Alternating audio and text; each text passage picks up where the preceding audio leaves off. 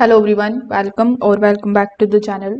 In today's video, I'm going to show you exactly how to fix the Xbox error 0X82D60002.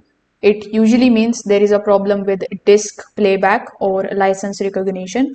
So here is how you can fix it step by step. So first of all, you need to remove the game or media disk, and you need to check for the scratches, dust or smudges. You need to clean the disk using a soft cloth from center to edge. Also make sure that the disk is supported by your Xbox model. After doing this, simply insert the disk again and test it. The damaged or unsupported disks often trigger this type of error. Now, after doing this, you need to reset your console. For that, you just have to simply press and hold the Xbox power button for around 10 seconds until it turns off.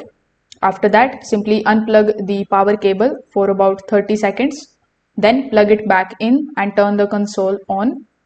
This also clears temporary system glitches that are affecting the disk recognition.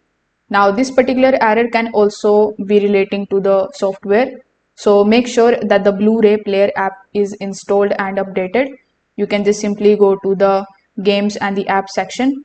Here inside it, you need to look for the option of apps. In the apps, look for the option of Blu-ray player. So when you are inside Blu-ray player, you just have to check for the system updates as well. If you see any of the pending updates, make sure that you update them first. So you can try these easy fixes and see if the error is gone forever. If this video helped you out, make sure that you like this video and subscribe to the channel. Thanks for watching.